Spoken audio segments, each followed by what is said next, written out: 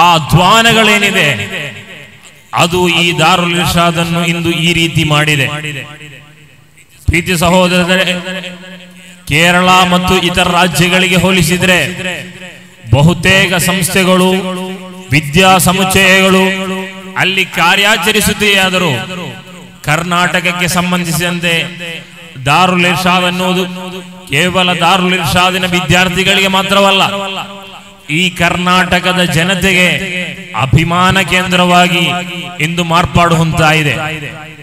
ಯಾಕಾಗಿ ಇಲ್ಲಿನ ಶಿಕ್ಷಣ ವ್ಯವಸ್ಥೆಗಳೇನು, ಇಲ್ಲಿನ ಎಜುಕೇಶನಲ್ ಸಿಸ್ಟಮ್ಗಳೇನು, ಅದೆಲ್ಲವೂ ಕೂಡ ವ್ಯತ್ಯಸ್ತವಾಗಿ ಜನರ ಕಣ್ಣಿಗೆ ನಾಟುವುದರ ಮೂಲಕ, ತೋರುವುದರ ಮೂಲಕ ಅವರು ತಮ್ಮ ಮಕ್ಕಳನ್ನಿಂದು ದಾರುಲ್ ಇರ್ಷಾದಿಗೆ ಬಂದು ಸೇರಿಸ್ತಾ ಇದ್ದಾರೆ, ಇಲ್ಲಿ ದಾಖಲಾತಿ ಮಾಡ್ತಾ ಇದ್ದಾರೆ.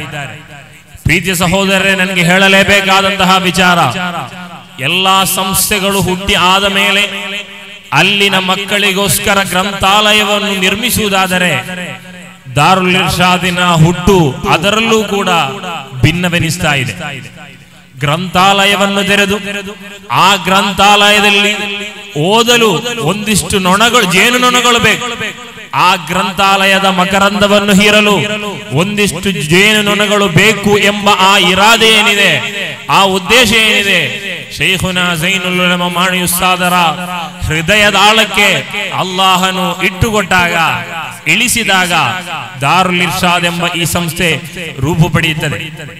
ಇದರ ಹುಟ್ಟಿನ ಹಿಂದೆ ಈ ಸಂಸ್ಥೆಯ ವಿದ್ಯಾರ್ಥಿಗಳ ಪಾತ್ರವನ್ನು ನಾವು ಮರೆಯುವಂತಿಲ್ಲ.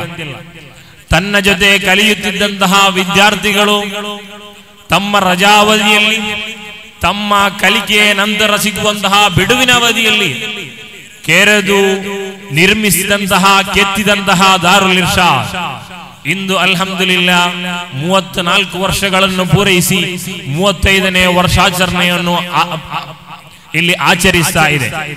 ಈ ಸಂದರ್ಭದಲ್ಲಿ ಈ ಸಮೂಹಕ್ಕಾಗಿ, ಈ ಸಮಾಜಕ್ಕಾಗಿ ದಾರುಲ್ ಇರ್ಷಾದ್ ನೀಡಿದ್ದು ಏನು ಎಂಬ ಪ್ರಶ್ನೆಗೆ ದಾರುಲ್ ಇರ್ಷಾದ್ ನೈತಿಕಯುತ ಸಮಾಜವನ್ನು ನಿರ್ಮಿಸಿದ ಪಣವನ್ನು ತೊಟ್ಟಿದೆ.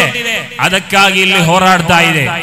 ಯಾವೊಂದು ಸಂಸ್ಥೆಗೂ ತನ್ನದೇ ಆದ ಧ್ಯೇಯಗಳಿದೆ, ತನ್ನದೇ ಆದ ಥೀಮ್ಗಳಿದೆ. ದಾರುಲ್ ಇರ್ಷಾದಿನ ಸಂಬಂಧಿಸಿದಂತೆ ದಾರುಲ್ ಇರ್ಷಾದಿನ ಥೀಮ್ ಎಜುಕೇಶನ್ ವಿತ್ ಅವೇರ್ನೆಸ್, ನೈತಿಕ ಜಾಗೃತಿಗಾಗಿ ಶಿಕ್ಷಣ. ಇಲ್ಲಿ ಈ ಕಾಲಘಟ್ಟದಲ್ಲಿ ಈ ಕಾಲಘಟ್ಟವನ್ನು 4th IR ಅಂತ ಕರೀತಾರೆ. ಅಂದ್ರೆ 4th ಇಂಡಸ್ಟ್ರಿಯಲ್ ರೆವಲ್ಯೂಷನ್. ಈ 4th IR ನಲ್ಲಿ ಇಂದು ಕಾಲ ಮುಂದುವರಿಯುತ್ತಾ ಇರುವಾಗ ಎಜುಕೇಶನ್ ಅಂದರೆ ಶಿಕ್ಷಣದ ಸಮಸ್ಯೆ ಇರುವವರಿಲ್ಲ. ಎಲ್ಲರೂ ಕೂಡ PUC ಮಾಡಿದವರೇ, ಎಲ್ಲರೂ ಕೂಡ SLC ಪೂರೈಸಿದವರೇ, ಎಲ್ಲರೂ ಕೂಡ degree, BA, BCom, MA, MCom, MTech ಗಳನ್ನು ಮಾಡಿದವರೇ. ಆದರೆ ಈ ಸಮಾಜ ಎಲ್ಲಿ ಎಡವ್ತಾ ಇದೆ?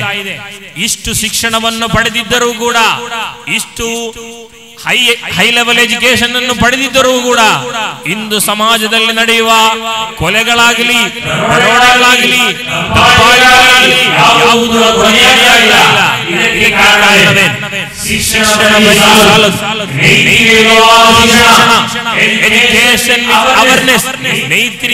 ನೈತಿಕ ಜಾಗೃತಿಗಾಗಿರುವ ಶಿಕ್ಷಣ ನಮ್ಮ ಮಕ್ಕಳು ಪಡೆದ್ರೆ ಮಾತ್ರ ಇಲ್ಲಿ ಸ್ವಸ್ಥ ಸಮಾಜವನ್ನು ನಿರ್ಮಿಸಲು ಸಾಧ್ಯ.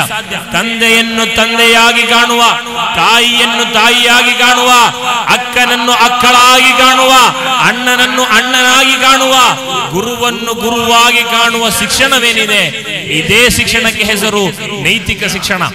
ಇಂದು ಈ ಎಥಿಕ್ಸ್ ಗಳನ್ನು, ಈ ಮೊರಾಲಿಟಿಗಳನ್ನು ನಾವು ಕಳೆದುಕೊಳ್ಳುತ್ತಿರುವಾಗ ದಾರುಲ್ ಇರ್ಷಾದ್ ಎಚ್ಚರಿಕೆಯ ಕರೆಗಂಟೆಯನ್ನು ಮೊಳಗಿಸ್ತಾ ಇದೆ. ನೈತಿಕ ಜಾಗೃತಿಗಾಗಿ ಮಾತ್ರ ಶಿಕ್ಷಣವನ್ನು ಪಡೆಯಿರಿ.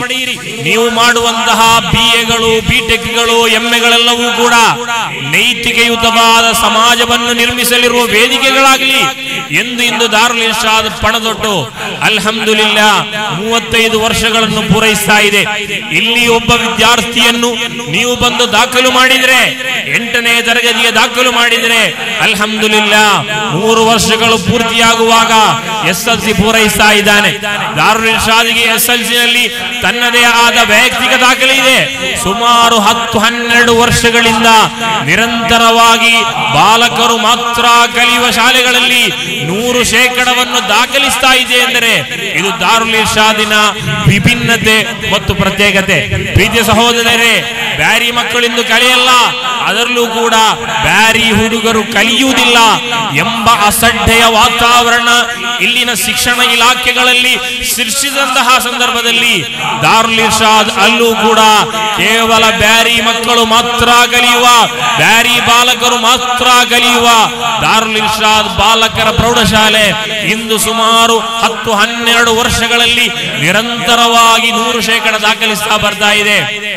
ಇದು ಕೇವಲ ಶೈಕ್ಷಣಿಕ ವಿಚಾರವಾದರೆ ನಂತರ SLC ನಂತರ ಇಲ್ಲಿ ಒಬ್ಬ ವಿದ್ಯಾರ್ಥಿ ಜಾಯಿನ್ ಆಗುವುದಾದರೆ ಖಂಡಿತವಾಗಿಯೂ ಕೂಡ 7 ವರ್ಷ ಮುಗಿಯುವಂತಹ ಸಂದರ್ಭದಲ್ಲಿ ತನ್ನ PUC ಅತ್ಯಂತ ಉತ್ತಮ ಶ್ರೇಣಿಯೊಂದಿಗೆ ಮುಗಿಸುವುದರ ಜೊತೆಗೆ ತನ್ನ ಡಿಗ್ರಿಯನ್ನು, ತನ್ನ PGಯನ್ನು ಇಲ್ಲಿ ಸ್ವಸ್ಥವಾಗಿ ಪೂರೈಸ್ತಾ ಇದ್ದಾನೆ. MA ಮಾಡ್ತಾ ಇದ್ದಾನೆ, BA ಮಾಡ್ತಾ ಇದ್ದಾನೆ, MCOM ಮಾಡ್ತಾ ಇದ್ದಾನೆ, B.Ed ಮಾಡ್ತಾ ಇದ್ದಾನೆ. ಇದು ಮಾತ್ರವಲ್ಲದೆ ಜೊತೆಗೆ ಒಬ್ಬ ಆಲಿಮಾಗಿ ಈ ಸಮಾಜವನ್ನು ಮುನ್ನಡೆಸಬಲ್ಲ ಕೆಪೇಬಲ್ ಇರುವ ಒಬ್ಬ ವ್ಯಕ್ತಿಯಾಗಿ ಇಂದು ಹೊರಬರ್ತಾ ಇದ್ದಾನೆ. ಯಾಕಾಗಿ ಇಲ್ಲಿ ದಾರುಲ್ ಇರ್ಷಾದ್ ಒಬ್ಬ ವಿದ್ಯಾರ್ಥಿಯನ್ನು 7 ವರ್ಷಗಳ ಕಾಲ ನಿರಂತರವಾಗಿ ಕೆತ್ತುತ್ತಾ ಇದೆ, ಬೆಳೆಸ್ತಾ ಇದೆ, ನೀರುಣಿಸ್ತಾ ಇದೆ. ಅದಕ್ಕಾಗಿ ಇಂದು ದಾರುಲ್ ಇರ್ಷಾದ್ ಎಲ್ಲಾ ಸಂಸ್ಥೆಗಳಿಂದ ವಿಭಿನ್ನವಾಗಿ ವಿಶಿಷ್ಟವಾಗಿ ನಮಗೆ ಗೋಚರಿಸ್ತಾ ಇದೆ. ಪ್ರೀತಿಯ ಸಹೋದರರೇ, ಶಿಕ್ಷಣ ಸಂಸ್ಥೆಗಳನ್ನು ನಿರ್ಮಿಸುವುದು ಇಂದೆಲ್ಲರೂ ಮಾಡಬಹುದು. ಈ ರೀತಿಯ ನೈತಿಕಯುತವಾದ ಶಿಕ್ಷಣವನ್ನು ನೀಡುವುದು ತುಸು ಕಷ್ಟದಾಯಕ.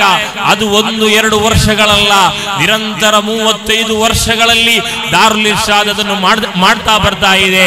ದಾರುಲ್ ಇರ್ಷಾದ್ ಇದರ ವಾರ್ಷಿಕ ಕಾರ್ಯಕ್ರಮವೆಂಬಂತೆ ಅಲ್ಹಮ್ದುಲಿಲ್ಲಾ ಅಜ್ಮೀರ್ ಮೌಲಿದಿಗೆ ವೇದಿಕೆ ಸಜ್ಜುಗೊಂಡಿದೆ. ಈ ಅಜ್ಮೀರ್ ಮೌಲಿದ್ ಎನ್ನುವುದು ದಾರುಲ್ ಇರ್ಷಾದ್ ಇದರ ಚಾಲಕ ಶಕ್ತಿಯಾಗಿ ಮಾಂತ್ರಿಕವಾಗಿ ಇಂದು ಅಜ್ಮೀರ್ ಮೌಲಿದ್ ಇಲ್ಲಿ ಕಾರ್ಯಾಚರಿಸ್ತಾ ಇದೆ. ವರ್ಷಕ್ಕೊಮ್ಮೆ ನಡೆಯುವ ಈ ಅಜ್ಮೀರ್ ಮೌಲಿದ್ ದಾರುಲ್ ಇರ್ಷಾದಿನ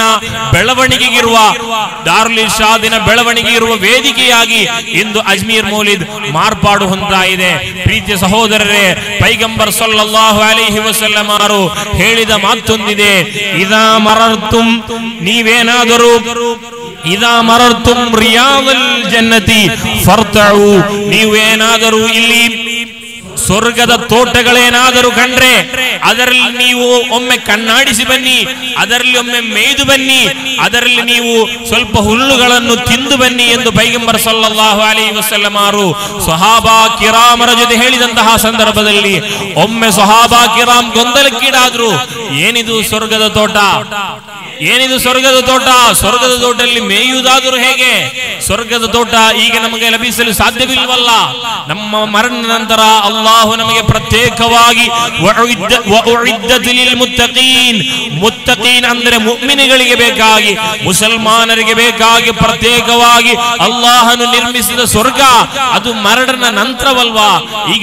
ಈಗ ನಮಗೆ ಅದು ಲಭಿಸಲು ಸಾಧ್ಯವಿಲ್ವಲ್ಲ ಎಂಬ ಪ್ರಶ್ನೆ ಪೈಗಂಬರ್ ಸಲ್ಲಲ್ಲಾಹು ಅಲೈಹಿ ವಸಲ್ಲಂ ಅನುಯಾಯಿಗಳಿಗೆ ಹುಟ್ಟಿದಂತಹ ಸಂದರ್ಭದಲ್ಲಿ ಅವರೆಲ್ಲರೂ ಕೂಡ ಕೇಳಿದ್ರು, ವಮಾ ರಿಯಾದುಲ್ ಜನ್ನಾ. ನಬಿಯವರೇ, ಪೈಗಂಬರ್ ಸಲ್ಲಲ್ಲಾಹು ಅಲೈಹಿ ವಸಲ್ಲಂ ಅವರೊಂದಿಗೆ ಅವರು ಹೇಳಿದಂತಹ ಮಾತು, ನಬಿವರಿಯರೇ, ವಮಾ ರಿಯಾದುಲ್ ಜನ್ನಾ, ಸ್ವರ್ಗದ ತೋಟ ಅಂದ್ರೆ ಏನು?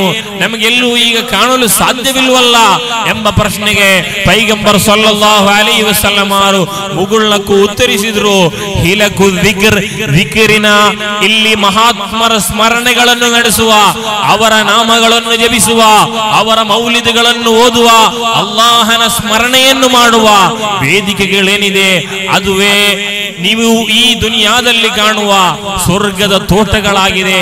ಆ ತೋಟಗಳಿಗೆ ಬಂದ ನನ್ನೆಲ್ಲಾ ವಿಶ್ವಾಸಿಗಳನ್ನು, ನನ್ನೆಲ್ಲಾ ಮುಸಲ್ಮಾನ ಬಾಂಧವರನ್ನು ದಾರುಲ್ ಇರ್ಷಾದಿನ ಅಜ್ಮೀರ್ ಮೌಲಿದ್ ವೇದಿಕೆಗೆ ನಾನು ಸ್ವಾಗತಿಸ್ತಾ ಇದ್ದೇನೆ. ಪ್ರೀತಿಯ ಸಹೋದರ ಸಹೋದರರೇ, ನಿಮ್ಗೆ ಗೊತ್ತಿರಬಹುದು, ನಮ್ಮೂರುಗಳಲ್ಲಿ ಬುದ್ಧಿಯೂ ಇಲ್ಲದಂತಹ ಆಡುಗಳಿದೆ, ಹಸುಗಳಿದೆ, ದನಗಳಿದೆ.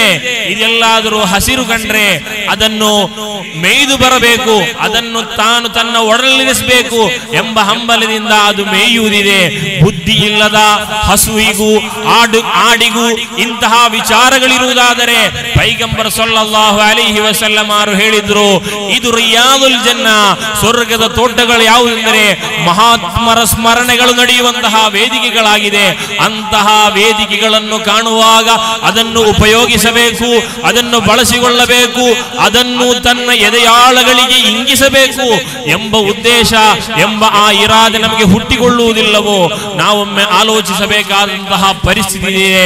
ಬುದ್ಧಿ ಇಲ್ಲದಂತಹ ಆಡುಗಳು ಮಾಡುವಂತಹ ಕಾರ್ಯವು ನಮಗೆ ಮಾಡಲು ಅಸಾಧ್ಯವಾಗುವುದಾದರೆ ನಮ್ಮ ಈಮಾನ್ ಎಷ್ಟರ ಮಟ್ಟಿಗಿದೆ ಎಂಬುದನ್ನು ನಾವು ಅರ್ಥ ಮಾಡಿಕೊಳ್ಳಬೇಕು.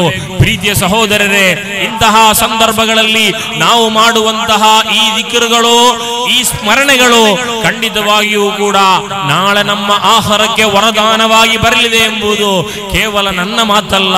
ಪೈಗಂಬರ್ ಸಲ್ಲಲ್ಲಾಹು ಅಲೈಹಿ ವಸಲ್ಲಂ ಹಿಡಿದು ಈ ಇಸ್ಲಾಂ ದೀನನ್ನು ಚಾಚು ತಪ್ಪದೆ ನಮಗೆ ನಮ್ಮ ಕೈಯಲ್ಲಿ ಕೊಟ್ಟ ವಿದ್ವಾಂಸರುಗಳೇನಿದ್ದಾರೆ ಅವರೆಲ್ಲರೂ ಕೂಡ ಹೇಳಿ ಕಲಿಸಿ ಬೋಧಿಸಿ ಅಳವಡಿಸಿ ಪ್ರಾಯೋಗಿಕವಾಗಿ ತೋರಿಸಿಕೊಟ್ಟಂತಹ ಬದುಕಾಗಿದೆ. ಪ್ರೀತಿಯ ಸಹೋದರರೇ, ಜಿಕ್ರು ಸಾಲಿಹೀನ ಕಫಾರ. ನಾವು ಮನುಷ್ಯರು ಸ್ವಾಭಾವಿಕವಾದ ನಮ್ಮ ಬದುಕಿನಲ್ಲಿ ಸಾಮಾನ್ಯವಾದ ಜೀವನ ರೂಢಿಯಲ್ಲಿ ಮಾಡದ ತಪ್ಪುಗಳಿಲ್ಲ, ಅದಕ್ಕೆ ಪಶ್ಚಾತ್ತಾಪಗಳು ಬೇಕು, ಪ್ರಾಯಶ್ಚಿತ್ತಗಳು ಬೇಕು.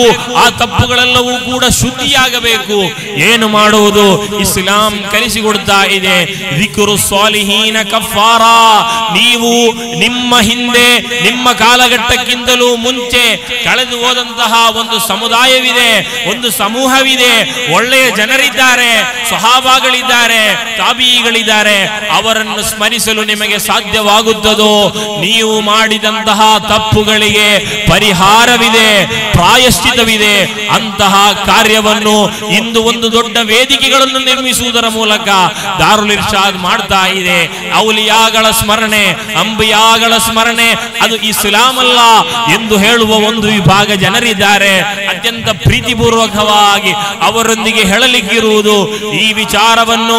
ಔಲಿಯಾಗಳ ಸ್ಮರಣೆಗಳೇನಿದೆ, ಅಂಬಿಯಾಗಳ ಸ್ಮರಣೆಗಳೇನಿದೆ, ಅದನ್ನು ಮಾಡಲು ಪುರಾವೆ ಬೇಕಿಲ್ಲ. ಅತ್ಯಂತ ಶಕ್ತಿಯುತವಾದ ಬುದ್ಧಿ ಇದ್ದರೆ ಅದನ್ನು ಒಪ್ಪಿಕೊಳ್ಳಲು ಸಾಧ್ಯವಾಗಬಹುದು. ನಾವಿಂದು ನಮ್ಮ ತಂದೆ ತೀರಿ ಹೋದರೆ, ನಮ್ಮ ಉಸ್ತಾದರುಗಳು ತೀರಿ ಹೋದರೆ ಅವರ ಮದುವೆಗಳನ್ನು, ಅವರ ಜೀವನದಲ್ಲಿ ಮಾಡಿದ ಒಳ್ಳೆಯ ವಿಚಾರಗಳನ್ನು ಹೇಳುವುದಿದೆ. ಇದಕ್ಕೆ ಯಾವ ಪುರಾವೆ ಬೇಕು? ಎಲ್ಲರೂ ಕೂಡ ಮಾಡ್ತಾರೆ. ಇದು ಮನುಷ್ಯ ಬುದ್ಧಿ, ಮನುಷ್ಯ ಜೀವನ. ಇದಕ್ಕೆ ಪ್ರತ್ಯೇಕವಾದ ಪುರಾವೆಗಳು ಬೇಕಿಲ್ಲ. ಈ ಭಾರತ ದೇಶಕ್ಕೆ ಸಂಬಂಧಿಸಿದಂತೆ ಅತ್ಯಂತ ಸಮೃದ್ಧವಾಗಿ ಇಸ್ಲಾಂ ಬೆಳೆಯಲು ಸೂಫಿ ತತ್ವಗಳೇನಿದೆ, ಸೂಫಿ ಸಿದ್ಧಾಂತಗಳೇನಿದೆ, ಅದಲ್ಲಿ ಭಾರತದಾದ್ಯಂತ ಹರಡಲು ಕಾರಣರಾದಂತಹ ಅಜ್ಮೀರ್ ಶೇಖ್ ಖದ್ದಸಲ್ಲಾಹು ಸಿರ್ರಹುಲ್ ಅಜೀಜ್, ಆ ತಂಗಳರ ಹೆಸರಿನಲ್ಲಿ ನಾವು ಮಾಡುವಂತಹ ಸ್ಮರಣೆಗಳು, ಸಂಸ್ಮರಣಾ ವೇದಿಕೆಗಳು ಅವರಿಗೆ ನಾವು ನೀಡುವಂತಹ ಕೃತಜ್ಞತೆಯಾಗಿದೆ. ಯಾಕಂದರೆ ಇಂದು ಜಗತ್ತಿನಲ್ಲಿ ಎಷ್ಟು ಜನರಿದ್ದಾರೆ, ಆ ಜನರ ಪೈಕಿ ಎಷ್ಟು ಮುಸಲ್ಮಾನರಿದ್ದಾರೆ, ಆ ಪೈಕಿ ಎಷ್ಟು ಸುನ್ನಿಗಳಿದ್ದಾರೆ ಎಂಬ ಅವಲೋಕನದಲ್ಲಿ ನಾವು ಬರುವಾಗ ಕೊನೆಯದಾಗಿ ಅಲ್ಹಮ್ದುಲಿಲ್ಲಾ ಎಂದು ಹೇಳದೆ ವಿರಮಿಸಲು ಸಾಧ್ಯವಿಲ್ಲ. ಯಾಕಂದರೆ ಈ ಜನಕೋಟಿಗಳ ಮಧ್ಯೆ ಮುಸಲ್ಮಾನನಾಗಿ, ಅದರಲ್ಲೂ ಕೂಡ ಸುನ್ನಿ ಮುಸಲ್ಮಾನನಾಗಿ ನನ್ನನ್ನು ಇಟ್ಟಂತಹ ರಬ್ಬಿಗೆ ಕೃತಜ್ಞತೆ ಹೇಳುವುದರ ಜೊತೆಗೆ ಈ ಭಾರತಕ್ಕೆ ಅತ್ಯಂತ ಸುಂದರವಾಗಿ ಇಸ್ಲಾಂ ಬೆಳೆಯಲು ಕಾರಣರಾದಂತಹ ಮುঈನುದ್ದೀನ್ ಖಾಜಾ ಗರೀಬ್ ನವಾಜರನ್ನು ಸ್ಮರಿಸದೆ ನಮ್ಮ ಆ ಅಲ್ಹಮ್ದುಲಿಲ್ಲಾ, ನಮ್ಮ ಸ್ಮರಣೆಗಳು, ನಮ್ಮ ಶುಕ್ರುಗಳು, ನಮ್ಮ ಕೃತಜ್ಞತಾ ಭಾವಗಳು ಒಮ್ಮೆಯೂ ಕೂಡ ಕೊನೆಗೊಳ್ಳುವುದಿಲ್ಲ. ಯಾಕಂದರೆ ನಮಗೆ ಒಬ್ಬ ಉಪಕಾರ ಮಾಡಿದರೆ ಅಟ್ ಲೀಸ್ಟ್ ಒಂದು ಪೆನ್ನು ನೀಡಿದರೆ ಥ್ಯಾಂಕ್ಸ್ ಹೇಳುವವರು ನಾವು, ಕೃತಜ್ಞತೆಗಳು ಹೇಳುವವರು ನಾವು, ಜಜಾಕುಮುಲ್ಲಾಹು ಖೈರಾ ಎಂಬ ದುಆವನ್ನು ದುಆ ಮಾಡುವವರು ನಾವು. ಆದರೆ ಇಷ್ಟೊಂದು ಸಮೃದ್ಧವಾಗಿ ಇಸ್ಲಾಂ ದೀನನ್ನು ಭಾರತಕ್ಕೆ ನೀಡಿದಂತಹ, ಬೆಳೆಯಲು ಕಾರಣವಾದಂತಹ ಅಜ್ಮೀರ್ ಶೈಖರನ್ನು ಸ್ಮರಿಸದೆ ಭಾರತೀಯ ಮುಸಲ್ಮಾನ, ಇಂಡಿಯನ್ ಮುಸ್ಲಿಮನ ವಿಶ್ವಾಸ ಪೂರ್ಣವಾಗಲಾರದು. ಯಾಕಂದರೆ ನಮಗೆ ಒಬ್ಬರು ಉಪಕಾರಗಳನ್ನು ಮಾಡಿದರೆ ಅದನ್ನು ಸ್ಮರಿಸುವ, ಅದನ್ನು ನೆನಪಿಸುವ ವ್ಯಕ್ತಿಗಳು ನಾವಾಗಬೇಕು. ಪ್ರೀತಿಯ ಸಹೋದರರೇ, ಅದನ್ನಿಂದು ದೊಡ್ಡದಾದ ವೇದಿಕೆಗಳನ್ನು ನಿರ್ಮಿಸುವುದರ ಮೂಲಕ, ಸಾವಿರಾರು ಜನರನ್ನು ಇಲ್ಲಿ ಸೇರಿಸುವುದರ ಮೂಲಕ ದಾರುಲ್ ಇರ್ಷಾದ್ ಎಂದು ಮಾಡ್ತಾ ಇದೆ. ಅಲ್ಹಮ್ದುಲಿಲ್ಲಾ. ಪ್ರೀತಿಯ ಸಹೋದರರೇ, ಉಲಮಾಗಳು ಇಂದು ಆ ಕಾರ್ಯವನ್ನು ತಪ್ಪದೆ ಮಾಡ್ತಾ ಇದ್ದಾರೆ. ಯಾಕಾಗಿ ಈ ಸಮೂಹ ಬೆಳೆದು ನಿಲ್ಲಬೇಕಾದರೆ, ಈ ಸಮೂಹ ಚಾಚು ತಪ್ಪದೆ ಇಸ್ಲಾಮಿನ ಆದರ್ಶದಡಿ, ನಿಯಮದಡಿ ಹೋಗಬೇಕಾದರೆ ಉಲಮಾಗಳ ಸಕ್ರಿಯತೆ ಅತ್ಯಂತ ದೊಡ್ಡ ವಿಚಾರವಾಗಿದೆ. ಪೈಗಂಬರ್ ಸಲ್ಲಲ್ಲಾಹು ಅಲೈಹಿ ವಸಲ್ಲಂ ಅವರು ಹೇಳಿದ್ರು, ಬನು ಇಸ್ರಾಯೀಲರ ಸಮೂಹವಿತ್ತು, ಅಲ್ಲಿ ಬೇಕಾದಷ್ಟು ಅಂಬಿಯಾಗಳನ್ನು ಅಲ್ಲಾಹನು ನಿಯೋಗಿಸಿದ್ದಾನೆ. ಆದರೆ ಮುಹಮ್ಮದೀಯ ಸಮೂಹವೇನಿದೆ, ಮುಹಮ್ಮದೀಯ ಸಮುದಾಯವೇನಿದೆ, ಪೈಗಂಬರ್ ಸಲ್ಲಲ್ಲಾಹು ಅಲೈಹಿ ವಸಲ್ಲಂ ಅವರ ಅನುಯಾಯಿಗಳೇನಿದೆ, ಅವರಿಗೆ ಬೇಕಾದಷ್ಟು ಅಂಬಿಯಾಗಳಿಲ್ಲ, ಬೇಕಾದಷ್ಟು ಮುರ್ಸಲ್ಗಳಿಲ್ಲ. ಅವರಿಗೆ ಮುರ್ಸಲಾಗಿಯೂ ಅಂಬಿಯಾ ಆಗಿಯೂ ಅವರ ವಾರಿಸುವುದಾರರಾಗಿಯೂ ಇಂದು ನಮ್ಮ ಉಲಮಾ ಕಾರ್ಯಾಚರಣೆ ಮಾಡ್ತಾ ಇದ್ದಾರೆ. ಕಾಲಕ್ಕೆ ತಕ್ಕಂತೆ ಇಲ್ಲಿ ಬದುಕಲು, ಇಲ್ಲಿ ಪದ್ಧತಿ, ಇಲ್ಲಿ ಯೋಜನೆಗಳನ್ನು ರೂಪಿಸಲು ಅವರಿಗೆ ಸರಿಯಾಗಿ ಗೊತ್ತಿದೆ. ಇತ್ತೀಚಿನ ಕಾಲಘಟ್ಟದಲ್ಲಿ ಎಲ್ಲವನ್ನು ಉಲಮಾಗಳ ಮೇಲೆ ಹೊರಿಸುವಂತಹ ಒಂದು ಹುನ್ನಾರ ವ್ಯವಸ್ಥಿತವಾಗಿ ನಮ್ಮೊಳಗಿನಿಂದಲೇ ನಡೀತಾ ಇದೆ. ನಾವು ಎಚ್ಚೆತ್ತುಕೊಳ್ಳಬೇಕು. ಉಲಮಾಗಳೆಂದರೆ ಬರೀ ಸುಮ್ಮನೆನಾ?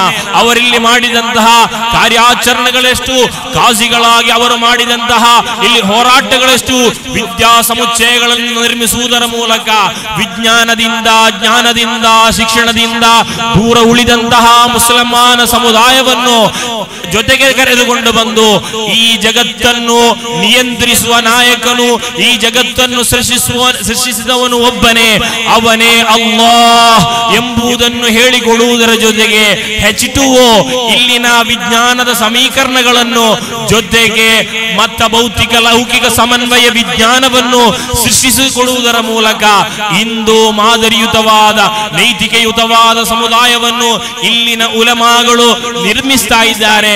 ಅದನ್ನು ಹೇಳಿಕೊಳ್ಳಲು ಪೇಜ್ಗಳ ಅಗತ್ಯವಿಲ್ಲ, ಸ್ಟೇಜ್ಗಳ ಅಗತ್ಯವಿಲ್ಲ, ಬಹುದೊಡ್ಡ ವೇದಿಕೆಗಳನ್ನು ನಿರ್ಮಿಸುವ ಅಗತ್ಯವಿಲ್ಲ. ಈ ರೀತಿಯ ವೇದಿಕೆಗಳು ಇಲ್ಲಿ ಕಲಿತು ಬೆಳೆದಂತಹ ವಿದ್ಯಾರ್ಥಿಗಳು ಇಂದು ದೇಶದ ನಾನಾ ಕಡೆಗಳಲ್ಲಿ ತೋರ್ಪಡಿಸ್ತಾ ಇದ್ದಾರೆ. ಅವರಲ್ಲಿ ಇಸ್ಲಾಮಿನ ಜಾಗೃತಿಯನ್ನು ಜನರಲ್ಲಿ ಮೂಡಿಸ್ತಾ ಇದ್ದಾರೆ. ಪೈಗಂಬರ್ ಸಲ್ಲಲ್ಲಾಹು ಅಲೈಹಿ ವಸಲ್ಲಂ ಅವರು ಅತ್ಯಂತ ಶಕ್ತಿಯುತವಾದ ಹೋರಾಟಗಳ ಮೂಲಕ ನಮಗೆ ದಾಟಿಸಿದಂತಹ ಇಸ್ಲಾಂ ನಂತರದ ಕಾಲಘಟ್ಟದಲ್ಲಿ ಪೈಗಂಬರ್ ಸಲ್ಲಲ್ಲಾಹು ಅಲೈಹಿ ವಸಲ್ಲಂ ಅವರ ಅನುಯಾಯಿಗಳಾದ ಖುಲಫಾಉರ್ ರಾಶಿದೀನ್ರ ಮೂಲಕ ಬಂದಂತಹ ದೀನ್, ನಂತರದ ಕಾಲಘಟ್ಟದಲ್ಲಿ ಇಸ್ಲಾಮಿನ 4 ಮದ್ಹಬ್ಗಳೇನಿದೆ ಅದರ ಇಮಾಮರು ನಮಗೆ ದಾಟಿಸಿದಂತಹ ಈ ದೀನ್, ಆ ದೀನನ್ನು ಇಂದು ನಮಗೆ ಜೀವಂತ ಬಿಡುವಂತಹ ಈ ಉಲಮಾಗಳು, ಆ ಉಲಮಾಗಳ ಹಿಂದೆ ನಾವು ನಿಲ್ಲದೆ ಹೋದರೆ ಖಂಡಿತವಾಗಿಯೂ ಕೂಡ ದುನಿಯಾ ಆಖರ ವಿಜಯ ಹೊಂದುವ ಆ ಒಳ್ಳೆಯ ವ್ಯಕ್ತಿಗಳಲ್ಲಿ ನಾವು ಸೇರಲು ಸಾಧ್ಯವಿಲ್ಲ. ಅಷ್ಟಿಷ್ಟಲ್ಲ, ಈ ದೀನ್ ನಮಗೆ ಲಭಿಸಲು ಅವರ ಹೋರಾಟಗಳು. ಹಜರತ್ ಹಮ್ಜತುಲ್ ಕರ್ರಾರ್ ರಲಿಯಲ್ಲಾಹು ಅನ್ಹು ತನ್ನ ಕರುಳನ್ನು ಈ ದೀನಿಗಾಗಿ ಕೊಟ್ಟರು. ಪೈಗಂಬರ್ ಸಲ್ಲಲ್ಲಾಹು ಅಲೈಹಿ ವಸಲ್ಲಂ ಅವರು ತನ್ನ ಮುಂದಿನ ಹಲ್ಲನ್ನು ಈ ದೀನಿಗಾಗಿ ಕೊಟ್ಟರು. ಈ ಪೈಗಂಬರ್ ಸಲ್ಲಲ್ಲಾಹು ಅಲೈಹಿ ವಸಲ್ಲಂ ಅವರ ಅನುಯಾಯಿಗಳಲ್ಲಿ ಎಷ್ಟು ಮಂದಿ ಚಿತ್ರಹಿಂಸೆಗೆ ಒಳಗಾದರು, ಎಲ್ಲವೂ ಕೂಡ ಇಸ್ಲಾಂ ದೀನಿಗೆ ಬೇಕಾಗಿ, ಪವಿತ್ರ ಇಸ್ಲಾಂ ದೀನಿಗೆ ಬೇಕಾಗಿ. ನಂತರ ಕಾಲಘಟ್ಟದಲ್ಲಿ ತಾಬಿഈನ್, ತಬೌ ತಾಬಿಈನ್ ಅವರು ಬಂದ ಕಷ್ಟ ಅಷ್ಟಿಷ್ಟಲ್ಲ. ಪ್ರೀತಿಯ ಸಹೋದರರೇ, ಅಹ್ಮದ್ ಇಬ್ನ್ ಹಂಬಲ್, ಇಸ್ಲಾಮಿನ ಮದ್ಹಬಿನ 4ನೇ ಇಮಾಮ್ ಆಗಿರುವ ಅಹ್ಮದ್ ಇಬ್ನ್ ಹಂಬಲ್ ಬಂದ ಕಷ್ಟ ಅಷ್ಟಿಷ್ಟಲ್ಲ. ಅಲ್ಲಾಹನ ಕಲಾಂ, ಕುರ್ಆನದ ಅಲ್ಲಾಹುವಿನ ಕಲಾಂ ಎಂದು ಹೇಳಿದ ಮಾತ್ರಕ್ಕೆ ಅಹ್ಮದ್ ಬಿನ್ ಹಂಬಲ್ ಒಳಗಾದ ಶಿಕ್ಷೆ ಅಷ್ಟಿಷ್ಟಲ್ಲ. ಆದರೂ ಕೂಡ ಇಸ್ಲಾಂ ಅದು ಇಸ್ಲಾಂ ಆಗಿ ಉಳಿಬೇಕು, ಅಹ್ಲು ಸುನ್ನತಿ ವಲ್ ಜಮಾತ್ ಅಹ್ಲು ಸುನ್ನತಿ ವಲ್ ಜಮಾತ್ ಆಗಿ ಉಳಿಬೇಕು ಎಂಬ ಪಣದೊಟ್ಟಂತಹ ಅಹ್ಮದ್ ಬಿನ್ ಹಂಬಲ್ ಕ್ರೂರವಾದ 2 ವರ್ಷದ ಶಿಕ್ಷೆಗಳಿಗೆ ವಿಧೇಯವಾದರೂ ಕೂಡ ತನ್ನ ವಾದದಿಂದ, ತನ್ನ ಅಚಲವಾದ ನಿರ್ಧಾರದಿಂದ ಒಮ್ಮೆಯೂ ಕೂಡ ಹಿಂದೆ ಸರಿಯದೆ ರಕ್ತಗಳನ್ನು ದೀನಿಗಾಗಿ ಕೊಟ್ಟು ನಮಗೆ ದಾಟಿಸಿದಂತಹ ಈ ಇಸ್ಲಾಂ ಇಂದು ಉಲಮಾಗಳ ಕೈಯಲ್ಲಿ ಭದ್ರವಾಗಿರುವಂತಹ ಸಂದರ್ಭದಲ್ಲಿ ಅವರನ್ನು ಅನುಕರಿಸದೆ, ಅವರನ್ನು ಹಿಂಬಾಲಿಸದೆ ನಮ್ಮ ಈಮಾನ್ ಖಂಡಿತವಾಗಿಯೂ ಕೂಡ ಪೂರ್ತಿಗೊಳ್ಳಲು ಸಾಧ್ಯವಿಲ್ಲ. ಪ್ರೀತಿಯ ಸಹೋದರರೇ, ಇಂದು ನಮ್ಮ ಉಲಮಾಗಳು ಶೇಖುನಾ ಝೈನುಲ್ ಉಲಮಾ ಮಾಣಿ ಉಸ್ತಾದ್ ಅಲ್ಹಮ್ದುಲಿಲ್ಲಾ ಈ ಕರ್ನಾಟಕದ ಬೆಳಕಾಗಿ, ಬೆಳ್ಳಿ ಚುಕ್ಕೆಯಾಗಿ ನಮ್ಮನ್ನು ಮುನ್ನಡೆಸ್ತಾ ಇದ್ದಾರೆಂದರೆ ಅತ್ಯಂತ ಸಂತೋಷದಾಯಕ ವಿಚಾರ. ನಾನೊಂದು ಮಾತನ್ನು ಹೇಳಲ, ಒಂದು 4 ತಿಂಗಳ ಮುಂಚಿತವಾಗಿ ಉಸ್ತಾದರನ್ನು ಭೇಟಿಯಾಗಲು ನಾನು ಉಸ್ತಾದರ ಬಳಿ ಹೋದಂತಹ ಸಂದರ್ಭದಲ್ಲಿ ಬಾಗಿಲಿನ ಸಂದಿನ ಮೂಲಕ ಉಸ್ತಾದರನ್ನು ಕಾಣ್ತಾ ಇದೆ. ಬಾಗಿಲಿನ ಸಂದಿನ ಮೂಲಕ ಉಸ್ತಾದರನ್ನು ಕಾಣ್ತಾ ಇದೆ. ಉಸ್ತಾದರಿಗೆ ಇಂದು 75 ದಾಟಿರಬಹುದು ಎಂದು ನಾನು ಭಾವಿಸ್ತಾ ಇದ್ದೇನೆ. ಆ ಉಸ್ತಾದರು ಒಂದು ಕಿತಾಬಿನಿಂದ ಕೆಲವೊಂದು ಇಬಾರತ್ತುಗಳನ್ನು ತನ್ನ ಡೈರಿಗೆ ಅಂಟಿಸ್ತಾ ಇದ್ದಾರೆ, ಬರೀತಾ ಇದ್ದಾರೆ. ಆ ಕಿತಾಬಿನ ಇಬಾರತ್ತುಗಳನ್ನು ಈ ವಯಸ್ಸಿನಲ್ಲಿ ಉಸ್ತಾದರು ಇಬಾರತ್ತುಗಳನ್ನು ತನ್ನ ಡೈರಿಗೆ ಬರೆಯುವಂತಹ ಸಂದರ್ಭ ನನ್ನಲ್ಲೊಂದು ಕುತೂಹಲ ಮೂಡಿತು. ಉಸ್ತಾದರನ್ನು ಭೇಟಿಯಾಗಿ ಸಲಾಂ ಹೇಳಿದ ನಂತರ ಉಸ್ತಾದರಲ್ಲಿ ಕೇಳಿದೆ, ಉಸ್ತಾದ್ ಈಗಲೂ ಡೈರಿ ಬರೀತಿದ್ದೀರಲ್ಲ? ಉಸ್ತಾದ್ ಹೇಳಿದಂತಹ ಮಾತು, ಕೆಲವೊಂದು ಇಲ್ಮುಗಳು ಮರೆತು ಹೋಗ್ತಾ ಇದೆಯೇ ಎಂಬ ಸಂಶಯ ನನ್ನೊಳಗೆ ಬರ್ತಾ ಇದೆ, ಅದಕ್ಕಾಗಿ ನಾನು ಬರೆದಿಡ್ತಾ ಇದ್ದೇನೆ. ಪ್ರೀತಿಯ ಸಹೋದರರೇ, 75 ವರ್ಷ ದಾಟಿದ ಉಸ್ತಾದ್ ಇಂದು 25 ಪೂರ್ತಿಗೊಳ್ಳದ ನಮಗೆ ಮೋಟಿವೇಶನ್ ಆಗಿ ನಮ್ಮನ್ನು ಉತ್ತೇಜಿಸ್ತಾ ಇದ್ದಾರೆ. ಪ್ರೀತಿಯ ಸಹೋದರರೇ, ಇಲ್ಮನ್ನು ಬರೆದಿಡುವ, ಇಲ್ಮಿಗಾಗಿ ಜೀವಿಸಿದಂತಹ ಆ ಮಹಾಮನುಷಿ ನಮ್ಮನ್ನಿಂದು ಮುನ್ನಡೆಸ್ತಾ ಇದ್ದಾರೆ ಅಂದರೆ ನಮ್ಮ ಅಲ್ಲಾಹನು ನಮಗೆ ನೀಡಿದಂತಹ ಅತ್ಯಂತ ದೊಡ್ಡ ತೌಫೀಕ್, ಭಾಗ್ಯ ಎಂದು ನಾವು ಪರಿಗಣಿಸಬೇಕಾದಂತಹ ಸಂದರ್ಭ. ನಾವೆಲ್ಲರೂ ಕೂಡ ಈ ಸಂದರ್ಭದಲ್ಲಿ, ಈ ವಯಸ್ಸಾದ ಈ ಸಂದರ್ಭದಲ್ಲೂ ಕೂಡ ತನ್ನ ಪ್ರಾಯವನ್ನು ಲೆಕ್ಕಿಸದೆ ಓಡಾಡುತ್ತಿರುವ ಉಸ್ತಾದರ ಜೊತೆಗೆ ನಿಲ್ಲಬೇಕಾದದ್ದು ನಮ್ಮ ಅನಿವಾರ್ಯ. ಪ್ರೀತಿಯ ಸಹೋದರರೇ, ನಮಗೊಂದಿಷ್ಟು ರೋಲ್ ಮಾಡೆಲ್ಗಳಿರಬಹುದು. ಆ ರೋಲ್ ಮಾಡೆಲ್ಗಳೆಲ್ಲವೂ ಕೂಡ ಪೂರ್ಣವಾಗುವುದು ನಮ್ಮ ದೀನನ್ನು, ನಮ್ಮ ವಿಶ್ವಾಸವನ್ನು, ನಮ್ಮ ನಡಿಗೆಯನ್ನು ಒಬ್ಬ ಆಲಿಮರ ಕೈಯಲ್ಲಿ, ಉಲಮಾಗಳಲ್ಲಿ ಸೇರಿದ ಒಬ್ಬರ ಕೈಯಲ್ಲಿ ನೀಡಿದರೆ ಮಾತ್ರ. ಅಲ್ಹಮ್ದುಲಿಲ್ಲಾ, ಉಸ್ತಾದರ ಕೈಯಲ್ಲಿ ಇಂದು ನಾವು ನಮ್ಮ ಎಲ್ಲವನ್ನೂ ನೀಡಿ ಉಸ್ತಾದರ ಹಿಂದೆ ಅನುಯಾಯಿಗಳಾಗಿ, ಹಿಂಬಾಲಕರಾಗಿ, ಶಿಷ್ಯರಾಗಿ ನಾವು ನಡೆಯುವಂತಹ ಸಂದರ್ಭದಲ್ಲಿ ಅಲ್ಹಮ್ದುಲಿಲ್ಲಾ ಎಲ್ಲಿಲ್ಲದ ಸಂತೋಷ. ಯಾಕಾಗಿ ಈ ಕರ್ನಾಟಕಕ್ಕೆ ಸಂಬಂಧಿಸಿದಂತೆ ಸುಮಾರು 400ರಷ್ಟು ಬರುವ ಮೊಹಲ್ಲಾಗಳ ಗೌರವಾನ್ವಿತ ಕಾದಿಯಾಗಿಯೂ, ದಾರುಲ್ ಇರ್ಷಾದ್ ಎಂಬ ಇಷ್ಟೊಂದು ದೊಡ್ಡ ವಿದ್ಯಾ ಸಮುಚ್ಚಯದ ಶಿಲ್ಪಿಯಾಗಿಯೂ ಸುಮಾರು 1000ರಷ್ಟು ಬರುವ ವಿದ್ಯಾರ್ಥಿಗಳನ್ನು, ಯುವ ಸಮೂಹವನ್ನು, ಯುವ ಆಲಿಮರನ್ನು ಈ ಸಮುದಾಯಕ್ಕೆ ದಾಟಿಸಿ ಇನ್ನೂ ಕೂಡ ಇಸ್ಲಾಮನ್ನು ಜೀವಂತವಿರಿಸಲು ಶ್ರಮಿಸುತ್ತಿರುವಂತಹ ಶೇಖುನಾ ಝೈನುಲ್ ಉಲಮಾ ಮಾಣಿ ಉಸ್ತಾದ್, ಆ ಉಸ್ತಾದರಿಗೆ ಬೇಕಾಗಿ ಪ್ರಾರ್ಥಿಸದೆ ಹೋದರೆ, ದುಆ ಮಾಡದೆ ಹೋದರೆ ಪ್ರೀತಿಯ ಸಹೋದರರೇ ನಮ್ಮ ಪ್ರಾರ್ಥನೆ ಪೂರ್ಣಗೊಳ್ಳುವುದಿಲ್ಲ. ಯಾಕಾಗಿ ಈ ನಮ್ಮ ದಕ್ಷಿಣ ಕನ್ನಡದ ಈ ಪುತ್ತೂರು ಪರಿಸರದಲ್ಲಿ ಇಷ್ಟಕ್ಕೂ ಇಸ್ಲಾಮನ್ನು ಜೀವಂತವಿರಿಸಿ, ಕಲಿಕೆಯನ್ನು, ಜ್ಞಾನವನ್ನು ಜೀವಾಳವಾಗಿರಿಸಿ ಹೋರಾಡುವಂತಹ ಶೇಖುನಾ ಉಸ್ತಾದ್, ಯಾವತ್ತೂ ಕೂಡ ಉಸ್ತಾದರ ಮನಸ್ಸಲ್ಲಿರುವುದು ಈ ಸಮೂಹ, ಈ ಉಮ್ಮತ್ತಾಗಿದೆ. ಯಾಕಂದರೆ ಪೈಗಂಬರ್ ಸಲ್ಲಲ್ಲಾಹು ಅಲೈಹಿ ವಸಲ್ಲಂ ಹೇಳಿದಂತೆ ಈ ಉಮ್ಮತ್ತಿನ ಪೈಗಂಬರ್ ಸಲ್ಲಲ್ಲಾಹು ಅಲೈಹಿ ವಸಲ್ಲಂ ವಾರಿಸುಗಳಾಗಿ ಈ ಉಮ್ಮತ್ತಿನಲ್ಲಿ ಕಾರ್ಯಾಚರಣೆ ನಡೆಸುತ್ತಿರುವುದು ಉಲಮಾ. ಖಂಡಿತ ಅತ್ಯಂತ ಸರಿಯಾದ ಮಾತಾಗಿದೆ, ಅತ್ಯಂತ ಸರಿಯಾದ ಮಾತಾಗಿದೆ. ಯಾಕಾಗಿ ಪ್ರೀತಿಯ ಸಹೋದರರೇ, ಒಂದು ಬಾರಿ ಉಸ್ತಾದರ ಜೊತೆಗೆ ಇಲ್ಲೇ ಹತ್ತಿರದ ಮಾಲಿಕುದ್ದೀನಾರಿಗೆ ಜಿಯಾರತ್ತಿಗಾಗಿ ತೆರಳಿದ್ದೆ. ಸಾಮೂಹಿಕ ಪ್ರಾರ್ಥನೆಯ ಬಳಿಕ ಉಸ್ತಾದರು ಸ್ವಲ್ಪ ಆಚೆ ಬದಿಗೆ ತೆರಳಿ ಅತ್ಯಂತ ವೈಯಕ್ತಿಕವಾಗಿ ಉಸ್ತಾದರು ದುಆ ಮಾಡ್ತಾ ಇದ್ದಾರೆ. ನಾನು ಅತ್ಯಂತ ಸಣ್ಣವನು, ಏನು ಉಸ್ತಾದ್ ವೈಯಕ್ತಿಕವಾಗಿ ಅತ್ಯಂತ ಗುಟ್ಟಾಗಿ ಏನು ದುಆ ಮಾಡ್ತಾ ಇದ್ದಾರೆ ಎಂಬ ಆ ಒಂದು ಆಸೆ ನನ್ನಲ್ಲುದಿಸಿ ಉಸ್ತಾದರ ಬಳಿ ತಲುಪಿದಂತಹ ಸಂದರ್ಭದಲ್ಲಿ ಆ ಸಂದರ್ಭ ಇಲ್ಲಿ CAA ಜಾರಿಯಾಗಿತ್ತು, NRC ಜಾರಿಯಾಗಿತ್ತು. ತನ್ನ ವೈಯಕ್ತಿಕ ದುಆಗಳಲ್ಲಿ ತನಗಾಗಿಯೂ ತನ್ನ ಹೆಂಡತಿಗಾಗಿಯೂ ತನ್ನ ಮಕ್ಕಳಿಗಾಗಿಯೂ ತನ್ನ ಶಿಷ್ಯಂದಿರಿಗಾಗಿಯೂ ದುಆ ಮಾಡುವಂತಹ ಸಮಯ. ಉಸ್ತಾದರು ಈ ಉಮ್ಮತ್ತಿಗೆ ಬೇಕಾಗಿ, ಈ ಸಮೂಹಕ್ಕೆ ಬೇಕಾಗಿ ದುಆ ಮಾಡ್ತಾ ಇದ್ದಾರೆ. ಅಲ್ಲಾಹ್ ಈ ಸಮುದಾಯಕ್ಕೆ ಬಂದೆರಗಿದಂತಹ ವಿಪತ್ತುಗಳೇನಿದೆ, ಈ NRC ಎನ್ನುವ ದೇಶದ ಪಿಡುಗೇನಿದೆ, ಅದರಿಂದ ಈ ಉಮ್ಮತ್ತನ್ನು ಸಲಾಮು ಮಾಡು. ಅತ್ಯಂತ ವೈಯಕ್ತಿಕವಾದ ದುಆಗಳಲ್ಲಿಯೂ ಕೂಡ ನಮ್ಮನ್ನು ಸ್ಮರಿಸ್ತಾ ಇದ್ದಾರೆ, ನಮಗೆ ಬೇಕಾಗಿ ದುಆ ಮಾಡ್ತಾ ಇದ್ದಾರೆ. ಆ ಉಸ್ತಾದರನ್ನು ನಾವು ಮರೆತರೆ ಪ್ರೀತಿಯ ಸಹೋದರರೇ, ನಮ್ಮ ದುಆಗಳು ಪೂರ್ಣಗೊಳ್ಳಬಹುದು ಎಂಬುದು ನನ್ನ ಪ್ರಶ್ನೆಯಾಗಿದೆ. ಪ್ರೀತಿಯ ಸಹೋದರರೇ, ಉಸ್ತಾದನ್ನು ಮರೆತು ನಮಗೆ ಬದುಕಿಲ್ಲ. ಕರ್ನಾಟಕಕ್ಕೆ ಸಂಬಂಧಿಸಿದಂತೆ ನಮ್ಮ ಎಲ್ಲವೂ ಆದಂತಹ ಉಸ್ತಾದ್, ಆ ಉಸ್ತಾದ್ ಇಂದು ಕೂಡ 75 ದಾಟಿದ್ರೂ ಕೂಡ ದಣಿವರಿಯದೆ ಈ ಉಮ್ಮತ್ತಿಗೆ ಬೇಕಾಗಿ ಹೋರಾಡ್ತಾ ಇದ್ದಾರೆ, ಬದುಕ್ತಾ ಇದ್ದಾರೆಂದರೆ ಅವರು ಕಂಡಂತಹ ಒಂದು ಸುಖ ಇದೆ, ಅವರು ಕಂಡಂತಹ ಒಂದು ಸಂಪ್ರೀತಿ ಇದೆ. ಅದು ಅಲ್ಲಾಹನು ನೀಡುವಂತಹ ಕೊನೆಯುಸಿರು. ಆ ಸಂದರ್ಭದಲ್ಲಿ ಲಾ ಇಲಾಹ ಇಲ್ಲಲ್ಲಾಹ್ ಉಚ್ಚರಿಸಿ, ಲಾ ಇಲಾಹ ಇಲ್ಲಲ್ಲಾಹ್ ಜಪಿಸಿ ನಮಗೆಲ್ಲರಿಗೂ ಕೂಡ ಮರಣ ಹೊಂದಬೇಕಾದರೆ ಆ ಉಲಮಾಗಳ ಹಿಂದೆ ನಾವು ನಿಲ್ಲುವುದು ಅತ್ಯಂತ ಅನಿವಾರ್ಯವಾಗಿದೆ. ಪ್ರೀತಿಯ ಸಹೋದರರೇ, ನನ್ನ ಮಾತನ್ನು ಕೊನೆಗೊಳಿಸ್ತಾ ಇದ್ದೇನೆ. ಉಲಮಾಗಳಿಲ್ಲದೆ ನಮಗೆ ಖಂಡಿತವಾಗಿಯೂ ಕೂಡ ಬದುಕುಗಳಿಲ್ಲ. ನಮ್ಮ ಜೀವನದಲ್ಲಿ ಬರುವ ಅಲ್ಪ ಸ್ವಲ್ಪ ತಪ್ಪುಗಳೇನಿದೆ ಅದು ಪರಿಹಾರವಾಗಬೇಕಿದ್ರೆ ಖಂಡಿತವಾಗಿಯೂ ಕೂಡ ಉಲಮಾಗಳ ಮಾರ್ಗದರ್ಶನವೇನಿದೆ ಅದನ್ನು ನಾವು ಪಾಲಿಸುವುದು ಅತ್ಯಂತ ಅನಿವಾರ್ಯವಾದ ಸಂಗತಿಯಾಗಿದೆ.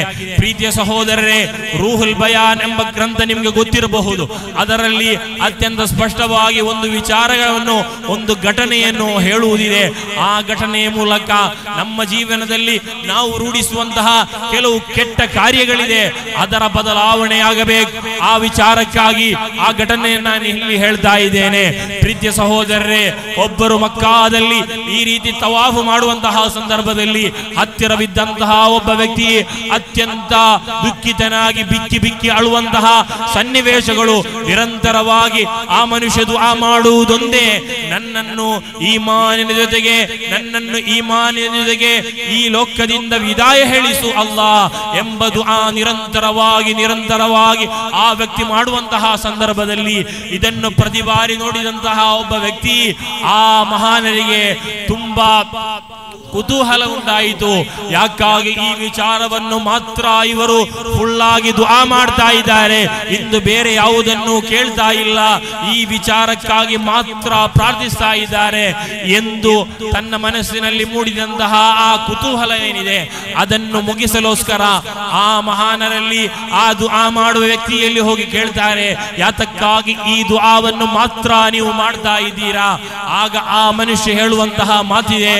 ಪ್ರೀತಿಯ ಸಹೋದರರೇ, ನಿರಂತರ ಸೋಷಿಯಲ್ ಮೀಡಿಯಾಗಳ ಮೂಲಕ, ಸಾಮಾಜಿಕ ಜಾಲತಾಣಗಳ ಮೂಲಕ, ಯೂಟ್ಯೂಬಿನ ಮೂಲಕ, ಫೇಸ್ಬುಕ್ಕಿನ ಮೂಲಕ, ಟ್ವಿಟ್ಟರ್ಗಳ ಮೂಲಕ, ಇನ್ಸ್ಟಾಗ್ರಾಮಿನ ಮೂಲಕ ನಿರಂತರವಾಗಿ ಅಶ್ಲೀಲಗಳನ್ನು, ಬೇಡದನ್ನು ಕಾಣುವ ನಿಮ್ಮ ಅಂತ ಎಲ್ಲರಿಗೂ ಕೂಡ ಒಂದು ಪಾಠವಾಗಿ ಈ ಘಟನೆ ನಿಲ್ತಾ ಇದೆ. ಪ್ರೀತಿಯ ಸಹೋದರರೇ, ಆ ಬಿಕ್ಕಿ ಅಳುವ ವ್ಯಕ್ತಿ ಹೇಳುವುದಿದೆ, ಓ ಸಹೋದರ, ನಾವು ಮೂರು ಜನ ಮಕ್ಕಳು, ನನಗೆ 2 ಅಣ್ಣಂದಿರಿದ್ರು. ಒಂದನೇ ಅಣ್ಣ ಒಂದು ಮಸೀದಿಯಲ್ಲಿ 40 ವರ್ಷಗಳ ಕಾಲ ಬಾಂಗನ್ನು ನುಡಿಸಿದ್ದಾರೆ, ಬಾಂಗನ್ನು ಹೇಳಿದ್ದಾರೆ, ಬಾಂಗನ್ನು ಕರೆದಿದ್ದಾರೆ. ಆ ವ್ಯಕ್ತಿ ಬಾಂಗಂದರೆ ನಿಮ್ಗೆ ಗೊತ್ತಿರಬಹುದು. ಪ್ರೀತಿಯ ಸಹೋದರರೇ, ಇಂದು ನಮ್ಮ ಮಸೀದಿಯಲ್ಲಿ ದುಡಿಯುವಂತಹ ಮುಅದ್ದಿನ್ಗಳಿದ್ದಾರೆ, ಅವರನ್ನು ಕೇವಲವಾಗಿ ಕಾಣುವ ಪರಿಪಾಠ ಇಂದು ಸಮೂಹದಲ್ಲಿದೆ, ಇಂದು ಸಮಾಜದಲ್ಲಿದೆ. ಪ್ರೀತಿಯ ಸಹೋದರರೇ, ಅತ್ಯಂತ ಉತ್ತಮ ವ್ಯಕ್ತಿ ಯಾರೆಂದರೆ ಅಲ್ಲಾಹನು ಹೇಳಿದಂತೆ ಅದು ಅಲ್ಲಾಹನಿಗೆ ಬೇಕಾಗಿ, ಅಲ್ಲಾಹನ ನಮಾಜಿಗೆ ಬೇಕಾಗಿ ಕರೆಯುವಂತಹ, ಕಿವಿಗೊಡುವಂತಹ, ನಮ್ಮನ್ನು ಓಗೊಟ್ಟು ಕರೆಯುವಂತಹ ಈ ಮುಅದ್ದಿನ್ಗಳೇನಿದ್ದಾರೆ ಅವರಾಗಿದ್ದಾರೆ ಈ ಜಗತ್ತಿನಲ್ಲಿ ಅತ್ಯಂತ ಉತ್ತಮ ವ್ಯಕ್ತಿ ಎಂದು ಅಲ್ಲಾಹನ ಕುರ್ಆನ್ ಹೇಳಿಕೊಡುವಾಗ ಅಂತಹ ಕಾರ್ಯವನ್ನು 40 ವರ್ಷಗಳ ಕಾಲ ಚಾಚು ತಪ್ಪದೆ ಮಾಡಿದಂತಹ ಒಬ್ಬ ಅಣ್ಣನ ಘಟನೆಯನ್ನು ಆ ಮಕ್ಕಾದ ಹರಮಿನ ಮುಂದೆ ನಿಂತು ಬಿಕ್ಕಿ ಬಿಕ್ಕಿ ಅಳುವಂತಹ ವ್ಯಕ್ತಿ ಹೇಳ್ತಾ ಇದ್ದಾರೆ, ನನಗೆ ಒಬ್ಬ ಅಣ್ಣನಿದ್ದ. ಆ ಮೊದಲನೇ ಅಣ್ಣ 40 ವರ್ಷಗಳ ಕಾಲ ಮಸೀದಿಯಲ್ಲಿ ಬಾಂಗ್ ನುಡಿಸಿದ್ದಾರೆ, ಬಾಂಗು ಕರೆದಿದ್ದಾರೆ. ಆದರೆ ಆ ವ್ಯಕ್ತಿಗೆ ಮರಣ ಹತ್ತಿರವಾದಂತಹ ಸಂದರ್ಭದಲ್ಲಿ, ಆ ವ್ಯಕ್ತಿ ಅಂಗಾತ್ತ ಮಲಗಿರುವಂತಹ ಸಂದರ್ಭದಲ್ಲಿ ನಾವು ಆ ವ್ಯಕ್ತಿ ಕುರ್ಆನ್ ಕೇಳಿದಾಗ ನಾವು ಕುರ್ಆನ್ ಅನ್ನು ಕೊಟ್ಟೆವು. ನಮ್ಮ ವಿಚಾರ ಈ ಕುರ್ಆನ್ ಅನ್ನು ಎದೆಗಪ್ಪಿ ಆ ವ್ಯಕ್ತಿ ಈ ಜಗತ್ತಿನಿಂದ, ನನ್ನ ಅಣ್ಣ ಈ ಜಗತ್ತಿನಿಂದ ವಿದಾಯ ಹೇಳಬಹುದು ಎಂದಾಗಿತ್ತು. ಆದರೆ ಆ ರೀತಿ ನಡೆದಿಲ್ಲ. ತದ್ವಿರುದ್ಧವಾಗಿ ಕುರ್ಆನ್ ಅನ್ನು ನೋಡಿ ಈ ವ್ಯಕ್ತಿಯ ಅಣ್ಣ ಹೇಳುವ ಮಾತೊಂದಿದೆ, ಈ ಕುರ್ಆನಿನಿಂದ ಕಂಪ್ಲೀಟ್ ಆಗಿ ನಾನು ರಾಜೀನಾಮೆ ಪಡೆದಿದ್ದೇನೆ, ಇನ್ನು ನಾನು ಮುಸಲ್ಮಾನನಲ್ಲ ಎಂದು ಹೇಳುತ್ತಾ ಈ ಜಗತ್ತಿನಿಂದ ವಿದಾಯ ಹೇಳಿದ್ರು. ಆ ನಂತರ ನಾನು ತುಂಬಾ ದುಃಖಿತನಾಗಿದ್ದೇನೆ, ನನಗೆ ಎರಡನೇ ಅಣ್ಣನೊಬ್ಬನಿದ್ದ, ಅವನೊಂದು ಮಸೀದಿಯಲ್ಲಿ 30 ವರ್ಷಗಳ ಕಾಲ ಆಜಾನ್ ಮೊಳಗಿಸಿದ್ದಾನೆ, ಬಾಂಗ್ ಕರೆದಿದ್ದಾನೆ, ಬಾಂಗ್ ನುಡಿಸಿದ್ದಾನೆ. ಆ ವ್ಯಕ್ತಿ ಮರಣ ಹೊಂದುವಂತಹ ಸಂದರ್ಭದಲ್ಲಿ ಆ ವ್ಯಕ್ತಿಯು ಕೂಡ ಕುರ್ಆನ್ ಕೇಳಿದ. ನಾವು ಕುಟುಂಬಿಕರೆಲ್ಲರೂ ಕೂಡ ಕುರ್ಆನ್ ಅನ್ನು ನೀಡಿದೆವು.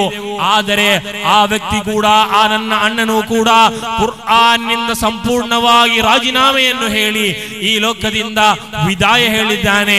ಈ 2 ಅಣ್ಣಂದಿರ ಮರಣ ಏನಿದೆ ಅದು ನನ್ನ ಎದೆಯಾಳದಲ್ಲಿ ಎಂದೂ ಕೂಡ ದುಃಖದ ಕಾರ್ಮೋಡವಾಗಿ ಮಾರ್ಪಾಡು ಹೊಂದಾಗಿದೆ. ಆ ವ್ಯಕ್ತಿಯಲ್ಲಿ ಅಲ್ಲಿದ್ದ ಮಹಾನುಭಾವರು ಕೇಳುವ ಮಾತೊಂದಿದೆ, ಯಾತಕ್ಕಾಗಿ ನಿನ್ನ ಅಣ್ಣಂದಿರು ಈ ರೀತಿಯ ಮರಣವನ್ನು, ಈ ರೀತಿಯ ದಾರುಣ ಮರಣವನ್ನು ಅಪ್ಪಿದರು ಎಂದು ಕೇಳಿದಂತಹ ಸಂದರ್ಭದಲ್ಲಿ ಆ ವ್ಯಕ್ತಿ ಹೇಳುವ ಮಾತಿಂದಿದೆ, ಪ್ರೀತಿಯ ಸಹೋದರರೇ, ಈ ವಿಚಾರ, ಈ ಮಾತು ನಮಗೆ ಪಾಠವಾಗಬೇಕು, ನಮ್ಮ ಬದುಕು ಬದಲಾವಣೆಯಾಗಬೇಕು. ಅಜ್ಮೀರ್ ಮೌಲಿದ್ ಅನ್ನುವುದು ಕೇವಲ ವೇದಿಕೆಯಲ್ಲಿ ಕುಳಿತು ಕೊನೆಗೆ ಸಿಗುವ ತಬರ್ರುಕನ್ನು ಸೇವಿಸಿ ಹೋದಾಗ ಮಾತ್ರ ಅಜ್ಮೀರ್ ಮೌಲಿದ್ ಪೂರ್ಣವಾಗುವುದಿಲ್ಲ. ನಮ್ಮ ಬದುಕಿನಲ್ಲಿ ಏನಾದರೂ ಬದಲಾವಣೆಗಳುಂಟಾದರೆ, ಬದುಕಿನ ನಿತ್ಯ ರೂಢಿಯಲ್ಲಿ ಏನಾದರೂ ಮಾರ್ಪಾಡುಗಳು ಸಂಭವಿಸಿದರೆ, ನಮ್ಮ ಈಮಾನಿಗೆ ಹೊಸ ಚೈತನ್ಯ ಉಂಟಾದರೆ ಈ ಅಜ್ಮೀರ್ ಮೌಲಿದ್ ಇದಕ್ಕಾಗಿ ಬಂದದ್ದು, ಇದಕ್ಕಾಗಿ ವಹಿಸಿದ್ದು, ಇದಕ್ಕಾಗಿ ವಹಿಸಿದ ಪೆಟ್ರೋಲ್ಗಳು, ಇದಕ್ಕಾಗಿ ವಹಿಸಿದ ಹಣಗಳು ಅದು ಸಾರ್ಥಕವಾಗುವುದಿದೆ, ಆಖರದ ಅಮಲಾಗಿ ಪರಿವರ್ತನೆಯಾಗುವುದಿದೆ. ಪ್ರೀತಿಯ ಸಹೋದರರೇ, ಮೇಲ್ನೋಟಕ್ಕೆ ನಮಗೆ ಕಾಣುವುದೆಲ್ಲವೂ ಕೂಡ ಆಖರದ ಅಮಲುಗಳೇ. ಆದರೆ ನಮ್ಮೊಳಗಿನ ನಿಯತ್ತಿನಿಂದ ಆಖರದ ಅಮಲುಗಳೆಲ್ಲವೂ ಕೂಡ ದುನಿಯಾದ ಅಮಲುಗಳಾಗಿ ಪರಿವರ್ತನೆ ಹೊಂದ್ತಾ ಇದೆ. ಪೈಗಂಬರ್ ಸಲ್ಲಲ್ಲಾಹು ಅಲೈಹಿ ವಸಲ್ಲಂ ಅವರು ನಮಗೆ ಹೇಳಿಲ್ಲವೇ ಎಷ್ಟೆಷ್ಟು ಅಮಲುಗಳಿದೆ, ಎಷ್ಟೆಷ್ಟು ಆರಾಧನೆಗಳಿದೆ. ಮೇಲ್ನೋಟಕ್ಕೆ ಅದು ದೋಚುವುದು ಆಖರದ ಅಮಲುಗಳಿಂದಾಗಿದೆ. ಆದರೆ ಒಬ್ಬ ಮನುಷ್ಯನ ನಿಯತ್ತಿನಿಂದಾಗಿ, ನಿಯತ್ತುಲ್ ಮುಅ್ಮಿನಿ ಖೈರುಂ ಮಿನ್ ಅಮಲಿಹಿ, ಒಬ್ಬ ಮನುಷ್ಯನ ಒಳಗಿನ ನಿಯತ್ತಿನಿಂದಾಗಿ ಅವನ ಸತ್ಕರ್ಮಗಳೆಲ್ಲವೂ ಕೂಡ ದುನಿಯಾದ ಅಮಲುಗಳಾಗಿ ಮಾರ್ಪಾಡು ಹೊಂದ್ತಾ ಇದೆ. ಪ್ರೀತಿಯ ಸಹೋದರರೇ, ಪೈಗಂಬರ್ ಸಲ್ಲಲ್ಲಾಹು ಅಲೈಹಿ ವಸಲ್ಲಂ ಅವರು ಮುಂದುವರಿದು ಇನ್ನೂ ಕೂಡ ಹೇಳಿದ್ರು, ಎಷ್ಟು ವ್ಯಕ್ತಿಗಳಿದ್ದಾರೆ ಅವರ ಕಾರ್ಯಗಳನ್ನು ಕಾಣುವಾಗ, ಅವರು ಬಸ್ ಬಿಡುವಾಗ, ಅವರು ಡ್ರೈವಿಂಗ್ ಕೆಲಸ ಮಾಡುವಾಗ, ಅವರ ಅಂಗಡಿಯಲ್ಲಿ ನಿಲ್ಲುವಾಗ ಇದು ದುನಿಯಾದ ಕಾರ್ಯವಾಗಿ ನಿಮಗೆ ತೋಚುತ್ತಿರಬಹುದು. ಆದರೆ ಅವರ ನಿಯತ್ತಿನಿಂದಾಗಿ ಇದು ಆಖರದ ಅಮಲುಗಳಾಗಿ ಮಾರ್ಪಾಡು ಹೊಂದ್ತಾ ಇದೆ. ನಾವು ಅಜ್ಮೀರ್ ಮೌಲಿದ್ಗೆ ಬರುವಾಗ, ಈ ರೀತಿಯ ವೇದಿಕೆಗೆ ಬರುವಾಗ ನಮ್ಮ ಉದ್ದೇಶ ಯಾವುದಾದರೂ ದುನಿಯಾದ ಉದ್ದೇಶವಾಗಿದ್ದರೆ ಆಖರದ ಅಮಲುಗಳಾಗಿ ಕಂಡು ಪ್ರಯೋಜನವಿಲ್ಲ. ಇದು ದುನಿಯಾದ ಅಮಲುಗಳಾಗಿ ಪರಿವರ್ತನೆ ಹೊಂದ್ತಾ ಇದೆ. ಇನ್ನು ನಾವು ನಮ್ಮ ಮಕ್ಕಳನ್ನು ಸ್ಕೂಲಿಗೆ ಕೊಂಡೊಯ್ಯುವುದಾದರೆ ಅಥವಾ ಒಂದು ಅಂಗಡಿಯಲ್ಲಿ ಶಾಪ್ ಕೀಪರ್ ಆಗಿ ನಾವು ನಿಲ್ಲುವಂತಹ ಸಂದರ್ಭದಲ್ಲಿ ಇದು ನನಗೆ ಹಲಾಲಾದ ಆಹಾರವನ್ನು, ಹಲಾಲಾದ ರಿಸ್ಕ್ ಅನ್ನು ನನಗೆ ನೀಡಲಿರುವಂತಹ ವೇದಿಕೆ, ನನ್ನ ಕುಟುಂಬವನ್ನು ಸಾಕಲಿರುವಂತಹ ವೇದಿಕೆ ಎಂಬ ಉದ್ದೇಶದಿಂದ ಆ ರೀತಿಯ ಕಾರ್ಯಗಳನ್ನು ಮಾಡುವುದಾದರೆ ಅದು ಮೇಲ್ನೋಟಕ್ಕೆ ದುನಿಯಾದ ಕಾರ್ಯವಾಗಿ ಕಂಡರೂ ಕೂಡ ನಮ್ಮ ನಿಯತ್ತಿನಿಂದ ಆಖರಾದ ಕಾರ್ಯವಾಗಿ ಅದು ಬದಲಾಗ್ತಾ ಇದೆ. ಪ್ರೀತಿಯ ಸಹೋದರರೇ,